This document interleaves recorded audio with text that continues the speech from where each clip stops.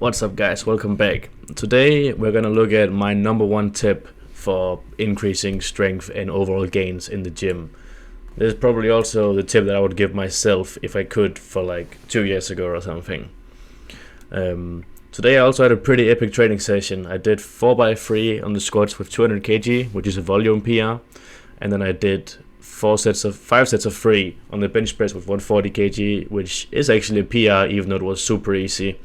And I got an epic chest pump through the incline dumbbell press and stuff.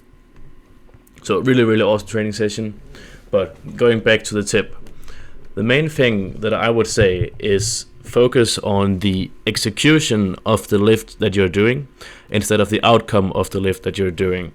Just like you would do when learning a new technique or learning something new. Just act as if you're going to learn something new all the time, because that's really what's going to happen. This is also a really good way to keep your ego out of the equation. So if you're set to do a set of 3 at RP 8 or something, and you have a mental barrier with around 100 kg, and it should be 97.5 kg, then you can focus on the execution of getting the prescribed RPE perfectly to what the set was. So instead of focusing on, I need to do this weight at this RPE, focus on doing the perfect RPE for the perfect weight instead. And that's where the real gains are. And this can open up so many doors to track progress in not only weight, but also many other factors. For instance, normally you're just tracking progress on your 1 rep max probably. You can also start doing it on reps, but you can also go even further than that and start tracking, how was my technique today for the bench press? How was my technique for the squat? Did I keep my knees out? Did this and that? And you can also go beyond that and think about your sleep, your recovery, and everything else. Did you hit your proteins yesterday? Did you hit your calories? And did you get enough sleep?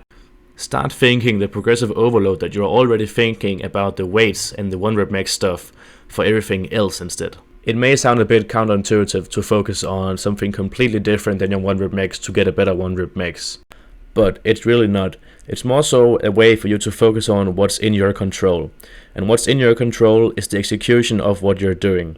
What's not in your control is the exact strength numbers that you have right now. That's like going to a meet, getting all 9 for 9 lifts with 100% effort in all 3 lifts and being disappointed. That makes complete no sense. In that case, you did everything you could in that day, choosing the weights and hitting them.